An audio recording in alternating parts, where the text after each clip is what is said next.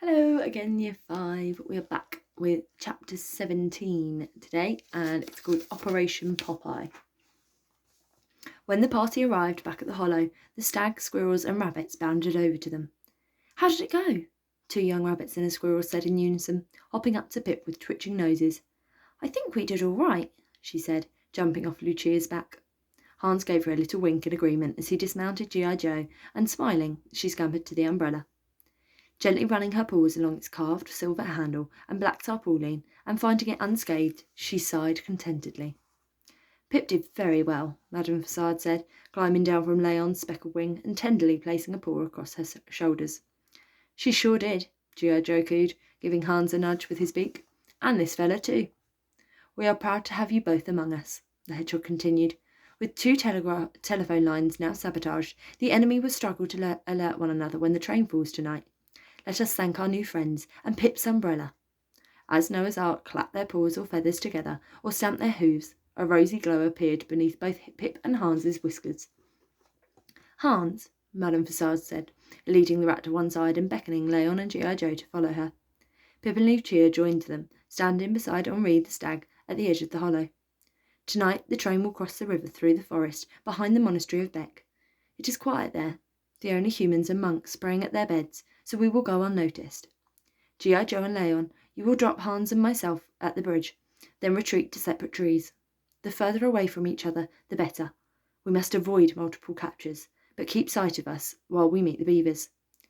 A grave expression crossed the hedgehog's face. "Remember, Hans, if the worst happens and you are captured by the enemy, every life in Noah's Ark depends on your silence. No matter how badly they torture you, you must never ever speak of us, or you will be killing us all." "You have my word," the rat said earnestly. "What can I do?" Pip said, stepping forward. "Please, I want to come with you."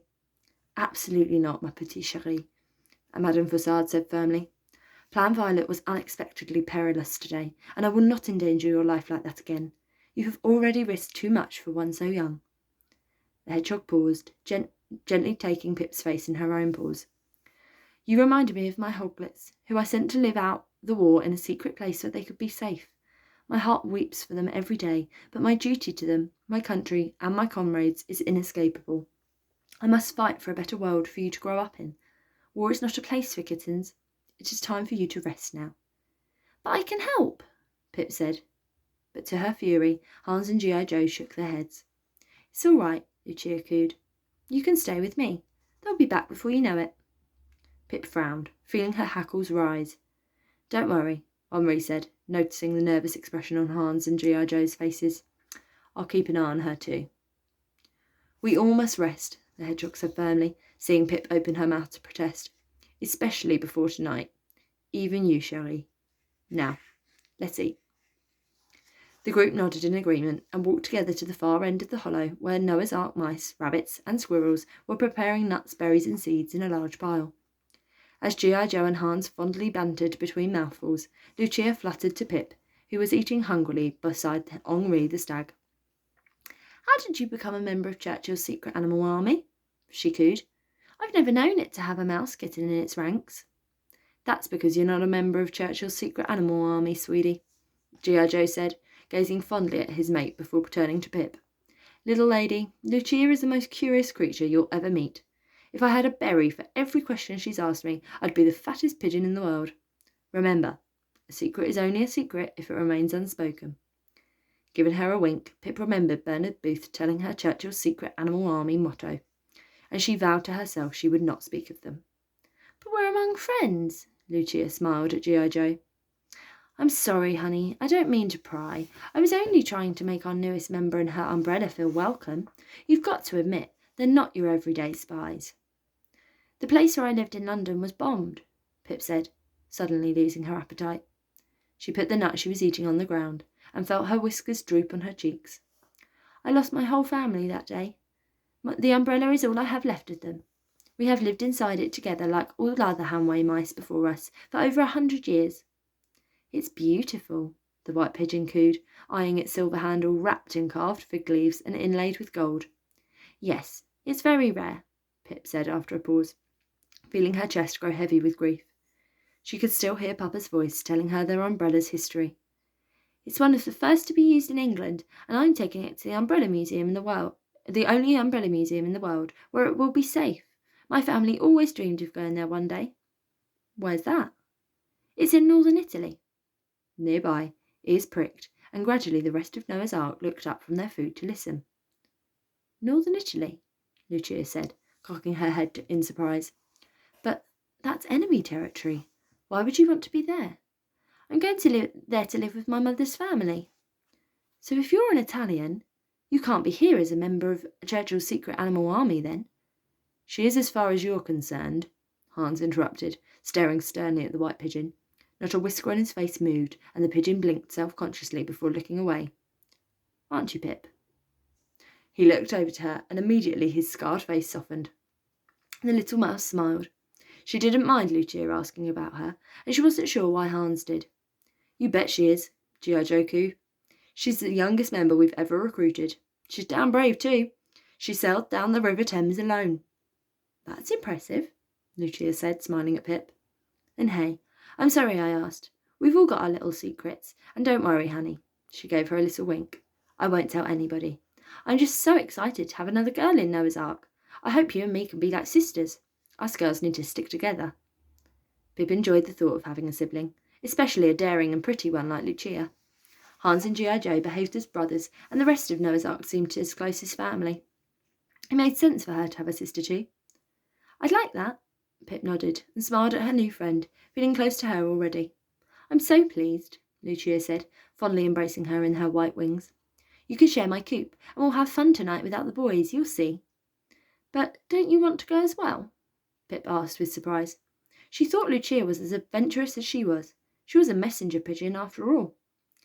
"Missions are always taken by small groups. It's safer that way. If we were to fail, more of us would die or get captured. Besides, are you sure you'd want to go? You couldn't take your umbrella with you." Pip looked at the umbrella and thought of Mama and Papa. It was true. She would never risk the umbrella on tonight's mission. But if she left it in the hollow and sneaked out to watch the mission while the rest of Noah's Ark was sleeping, no one would ever know. Chapter 18. The Train. Pip woke with a start. Lucia was breathing softly and evenly beside her as she slept, with her head tucked under her wing. Blearily lifting her head from her bed of leaves, Pip found all was dark and quiet in the hollow under the fallen tree. But as she drowsily rested her head once more, her ears pricked, hearing the sound of wings clattering nearby. Sitting bolt upright, she stared through the leafy roof of the hollow and into the cool moonlight, shimmering silver through the treetops.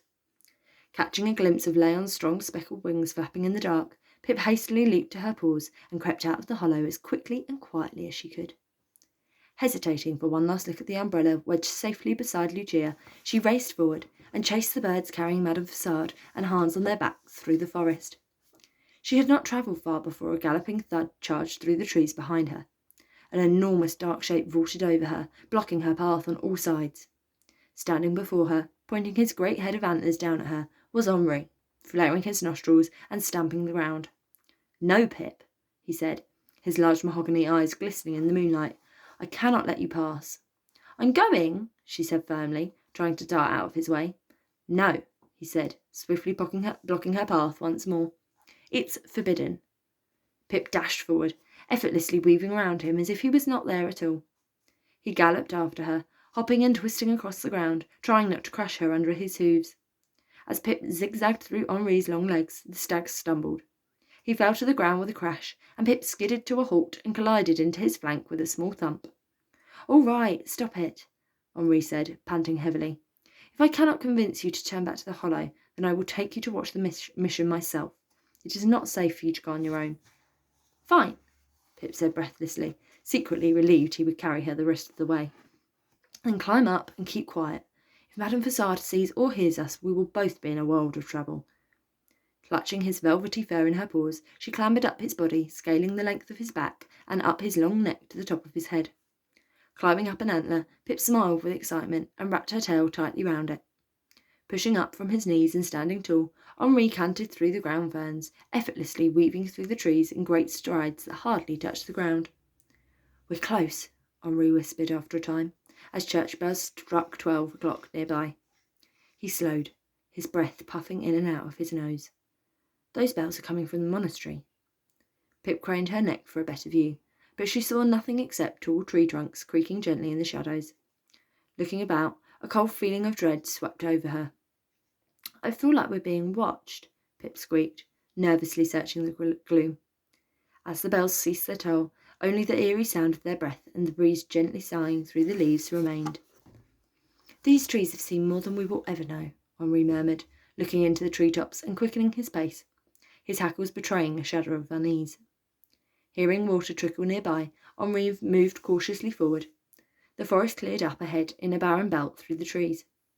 As Henri and Pip reached it, Leon and G.I. Joe reappeared above and swiftly beat their wings, quickly swerving to the right. Henri tucked himself behind the cover of the thicket, his ears twitching warily on his head. A wide river glittered in the gloom before them, and Pip's heart was in her mouth. Watching her friends fly through the shadows towards a timber bridge eerily silhouetted against the moonlit sky. I feel like something terrible is going to happen, she whispered with a shiver.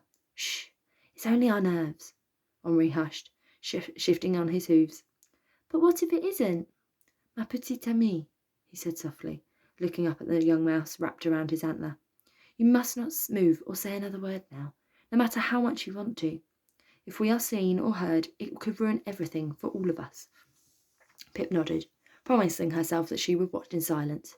But she could not ignore the feeling of fear pulsing under her fur, and she bit her lip, hoping the horrible drumming in her ears would soon go away. The birds reached the bridge and swooped steeply upwards. G.I. Joe briefly hesitated above it, and Hans leaped off his back, hitting the tracks on 4 paws. Instantly, the pigeon flew sharp to the left and disappeared into the treetops on the far side of the river, while Leon swooped low, dropping Madame Fassade on the tracks in a prickly somersault. The eagle burst upwards to the right and vanished into the forest, not knowing Pip and Henri were watching silently from the nearby thicket. Hans and Madame Fassade were racing across the tracks, when suddenly Leon squawked from the trees. A moment later, a whistle screeched, and Pip felt the quake of the approaching train increase with every breath she made. What are they doing? Pip whispered, fear fluttering through her stomach as she watched Hans and Madame Fassade frantically dip their heads over the far side of the bridge, over and over again. Below, its timber columns had narrowed where they had been gnawed around the water's edge. They're searching for the beavers, Henri said, flicking his tail nervously. They should have finished chewing the wooden poles into points by now, so the bridge collapses under the weight of the train. Where are they? She said. The whistle shrieked again, making all the animals flinch in alarm. Tearing through the trees beside Pip and Henri's hiding place, the train approached the bridge with its front lamp brightening the darkness like a furious, all-seeing eye. Hans stopped abruptly, and looking over to Madame Fassade, his desperate expression mirrored hers across the bridge. The beavers were nowhere to be seen. Emile, Henri whispered, puffing angrily through his nose. Where are you? Suddenly, a small furry head popped up through the surface of the water beneath the rat and the hedgehog. It was Andre, Emile's son, speaking animatedly and pointing to the sky with his broad waxy tail slapping against the river in warning. What's he saying? Pip said, hearing only her heart thumping in her ears. Something's happened, Henri said. They have to get out of there. The insistent chug of the approaching train drowned out his voice, and the stag quickly shied into the gloom, avoiding its front lamps as they illuminated the trees where they had just stood. A moment later, the bridge shuddered under the weight of the train, carrying 8 carriages into the night. Run! Pip cried, watching Hans and Madame Fassade scramble fearfully over the tracks. Run! Henri said, stamping his hooves. Pip could barely watch as Hans and Madame Fassade frantically sprinted across the bridge. As the train grazed their heels, they hurled themselves from the tracks and crash-landed onto a grassy bank. They made it, Pip squeaked, jumping for joy in the stag's antler. But at once, she and Henri gasped with alarm. Unknown to Madame Fassade, Hans and Andre, 4 dark shapes with enormous wings and horn-like tufts of feathers on their heads, now hovered malevolently in the moonlight above their heads. Axis sentry owls, Henri whispered, shivering with fear. Watch out! Pip yelled at the top of her lungs. At that moment, the train whistle gave one last high-pitched scream. Shivering with terror, Pip watched helplessly as the eagle owls plunged to earth with their deadly talons glinting in the gloom. In one brief, savage moment, 2 owls snatched Hans and Madame Fassade off the ground. Instantly, Andre dived underwater with a final smack of his tail, but the other owls were already plummeting from the sky. Fishing him out of the water, they flapped their powerful wings and swooped upwards, joining the two other birds. Carrying their struggling prisoners above the speeding train, they swiftly disappeared into the shadows. "We have to save them," Pip said, feeling the sting of tears in her eyes. "Hold on tight, Pip," Henri said, galloping back into the trees. "First, we must warn the others. Every one of us is in danger now." Oh dear. So there's a picture of the owl that's grabbing Madame Fassade. Oh dear. So they've just seen that they've been taken prisoner. So their plan didn't work. Someone found out and has captured them. So we will see if Pip is able to help tomorrow. I will be back then for the next chapter.